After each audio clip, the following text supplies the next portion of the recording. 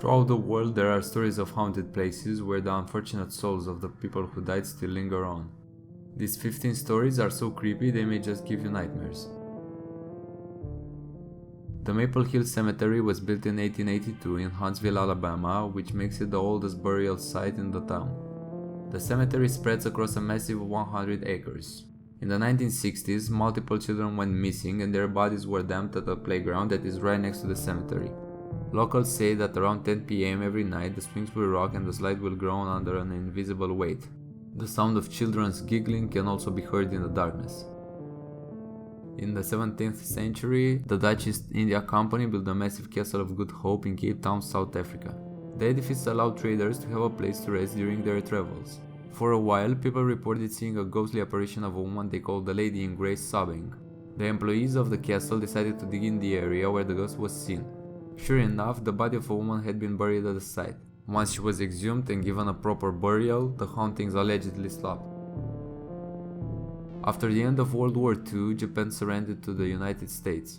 Legend has it that a large group of Japanese pilots committed harakiri or ritual suicide for their failure to serve the emperor. Now, people say that the Atsuji Kangar Bay is haunted by the ghosts of these men. People have reported seeing red eyes floating in the night. Poveglia Island in Italy was used to quarantine people with the bubonic plague in the 14th century. Thousands of people died excruciating, painful deaths on the island. In 1630, when a recurrence of the disease spread through Italy, the government again sent the bodies to Poveglia Island. The island is now abandoned and locals avoid it, well, like the plague. Limerick County, Ireland is home to the ancient ruins of the 13th century St. Catherine's Abbey, where nuns lived and prayed. Legend has it that one nun was secretly working with the devil. One day, the other nuns found her sitting in a chair. She was dead, her eyes were open, and her face was contoured in a scream of horror. The nuns claimed that the devil finally came for her soul. Jack the Ripper was a vicious serial killer who brutally slaughtered women in London in the 1880s. On 29 Hanbury Street, the body of a decapitated woman, one of Jack's victims, was found. Years later, a brewery opened on the spot where she died. People say that sometimes see the figure of a decapitated woman walking at night, searching for her killer. The Aokigara Forest sits on the edge of Mountain Fuji in Japan. The forest is beautiful and mysterious, filled with lush vegetation and pristine trees. Since the 1950s, over 500 people have committed suicide in these woods, earning it the name the Suicide Forest. Every so often, the police sweep the forest to collect the bodies of suicide victims. Those who visit the woods to hike will see evidence of nooses and the random belongings of those who died. During the 1700s in Louisiana, a slave girl named Chloe was noticed by her master, Judge Clark Woodruff, for her good looks. She was asked to leave the fields of Myrtle's plantation to become a housemaid for Woodruff's wife and daughters, and to keep the judge's bed warm. Once Woodruff started losing interest, Chloe was afraid of losing her position and began to eavesdrop on the family. Chloe was caught and Woodruff cut one of her ears off as a punishment. She wore a green turban after the incident to cover her ears. Fearing the loss of her status now more than ever, Chloe devised a plan. She would grind up poisonous leaves into a cake and serve the dessert to the family. They would then get sick and she could nurse them back to health with the antidote. Her plan backfired. The children immediately became violently ill from the poison and died. Chloe, now wrecked with guilt, confessed to her friends, who then promptly turned on her, dragged her from her bed in the middle of the night and hanged her. Modern visitors to the Myrtle's plantation have reported seeing the figure of a woman wearing a green turban walking the grounds. The house now has Halloween tours where people claim to feel a spooky presence surrounding them. In Savannah, Georgia, there is an 18th century three-story home called Hampton Lily Bridge House. The home miraculously or supernaturally survived Savannah's Great Fire of 1820, which destroyed many surrounding homes. The house has a dark past. The original owner, Hampton Lillibridge, died in the house. Later, a sailor renting out one of the house's rooms hanged himself from the ceiling. After this, a construction worker was crushed to death while performing renovations on the house. The house has even been exorcised by a priest.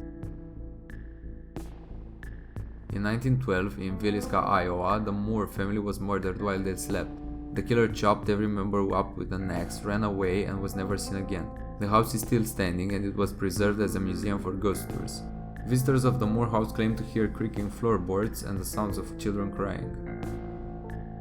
In Ireland, during the 1600s, a beautiful red-headed girl named Mary Rua inherited a vast fortune. She and her second husband, Conor O'Brien, then built a massive estate known as the Limerick Castle. After O'Brien died in battle, Rua knew that the only way to support her castle and 11 children was to marry a third man, John Cooper, who worked for the infamous political leader Oliver Cromwell. Locals were jealous that Mayer, who they called Red Mary, was able to maintain her wealth and status, and were angry that she had married someone connected to Cromwell. Rumors began to spread that Rua was a black widow who had killed 25 husbands in order to keep their money. Other rumors claimed that she abused her housekeepers. A group of local men kidnapped Rua and trapped her inside of a hollow tree where she screamed for help that never came. She starved to death inside of the tree before her body was discovered. Even to this day, people say they see the ghost of a red-headed woman walking through Limerick Castle. Some say that the home at 14 West 10th Street in New York City is haunted, and it has been nicknamed the House of Death.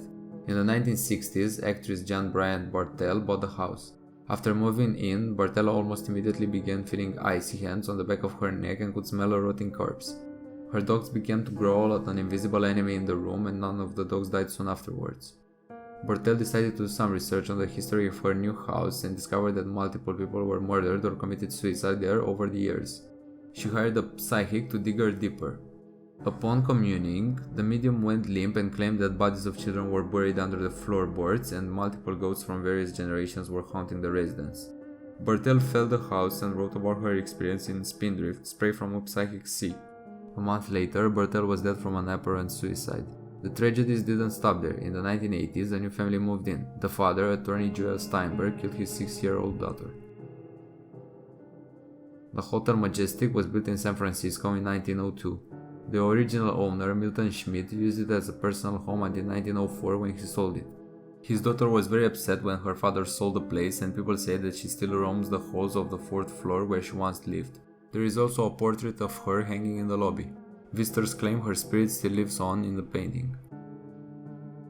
Locals all know about the Screaming Bridge in Liberty Township, Ohio. The bridge was built in the 1870s, and many people say that the name actually comes from the fact that it's haunted. People claim to hear screams of a woman who apparently fell off the bridge and died. There are several stories of deaths on or near the bridge, and some paranormal investigators have claimed to capture photographs of orbs in the area. Jerome, Arizona is a ghost town in more than one sense of the word. In the 1800s, people poured into this western town to mine copper.